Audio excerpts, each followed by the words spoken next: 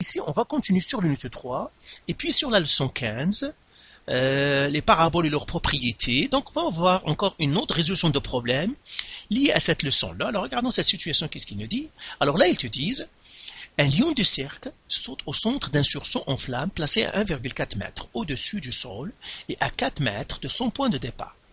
Il retombe sur ses pattes à une distance de 8 mètres de son point de départ.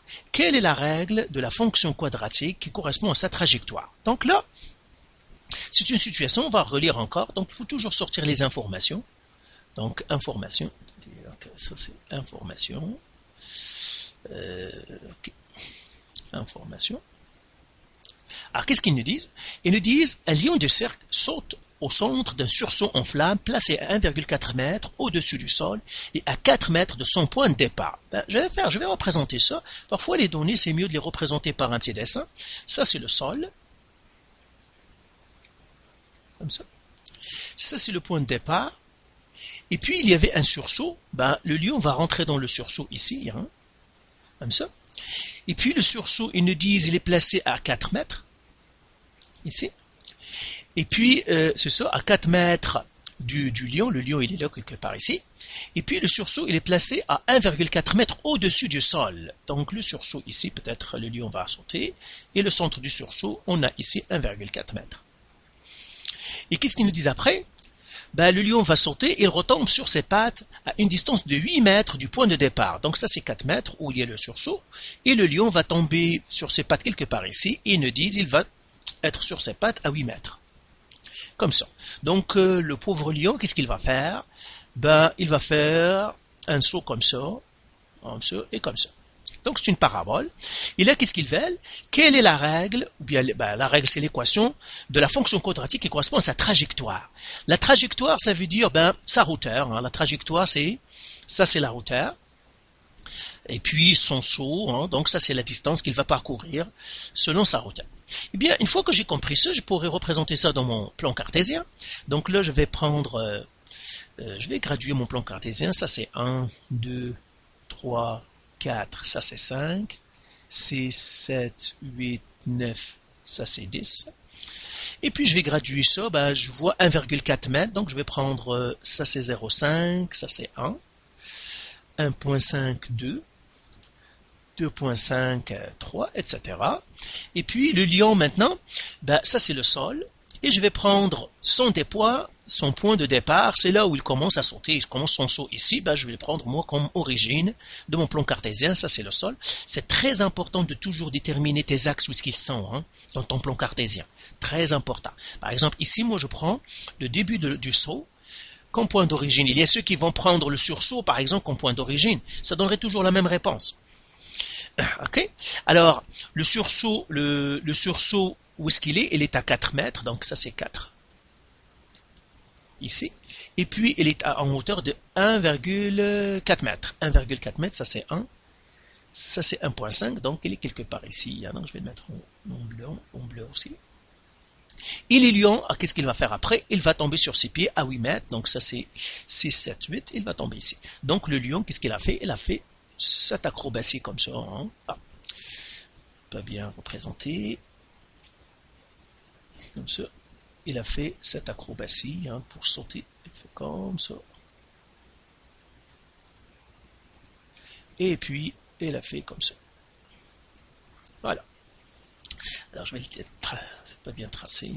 Je vais les effacer encore. Il faut bien faire les paraboles. Donc, c'est une parabole qui est comme ça. Voilà. Et puis, elle va descendre jusqu'à ici. Voilà, c'est une parabole. Ça, c'est 8. 8 mètres. Ça, c'est sol, ça, c'est la distance, ça, c'est x en mètres. Et ça, c'est la hauteur. Hein. Ça, c'est le y aussi en mètres. Alors, maintenant, on doit trouver l'équation. Et bien, ici, c'est facile de trouver l'équation parce qu'on connaît les zéros. Hein. Donc, on va effacer ici. Et puis, ici, on fait équation. Alors, pour trouver l'équation, première chose à faire, puisque ma parabole a des zéros, première chose, trouver les zéros. Trouver les zéros. Alors les zéros, c'est là où ça touche l'axe des X. Mon premier zéro, c'est là, je l'appellerai R. Le deuxième zéro, il est là, je l'appellerai S. Alors R, il est égal à 0. Et puis S, il est égal à 8 mètres. Alors deuxième partie, il faut trouver le A. Trouver A. En faisant quoi? Ben, remplacer par un couple. Remplacer par un couple.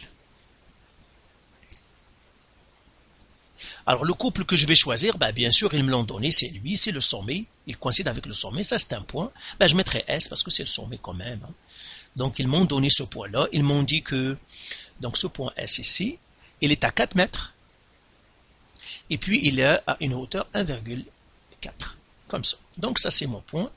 Donc je mettrai le point S, remplacé par un couple. Je fais S, le sommet. C'est 4, 1,4. Ça c'est X, ça c'est Y. Et maintenant je vais écrire ma règle. Je sais que la règle, ça s'écrit si Y est égal à A, X moins R fois X moins S. Et là tout simplement je remplace. Y c'est 1,4 est égal à A fois X c'est 4, moins R c'est 0, fois X c'est 4, moins S c'est 8. Donc 1,4 il est égal à A.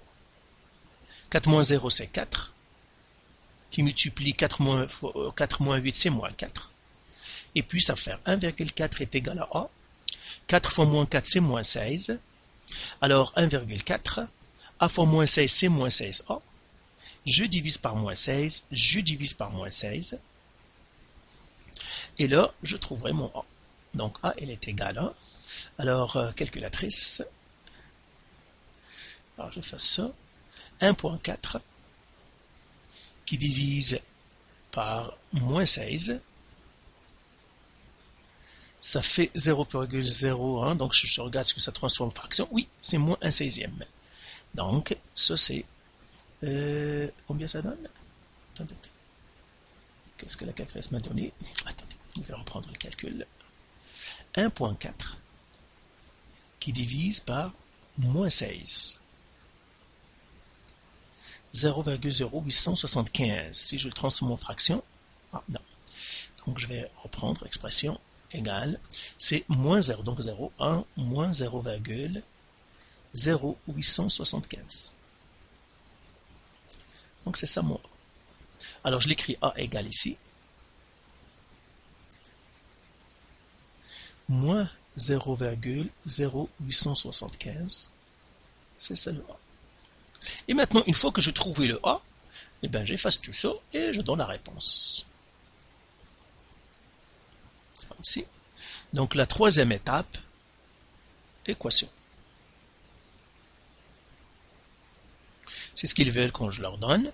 Donc, l'équation Y, elle est égale, ou bien la hauteur est égale à, c'est moins 0,0875, fois X moins R qui est 0, fois X moins S qui est 8. Alors je fais le ménage ici. Y est égal à moins 0,0875. X moins 0 c'est X. Parce que 0 moins 0 ça ne change rien. Fois X moins 8.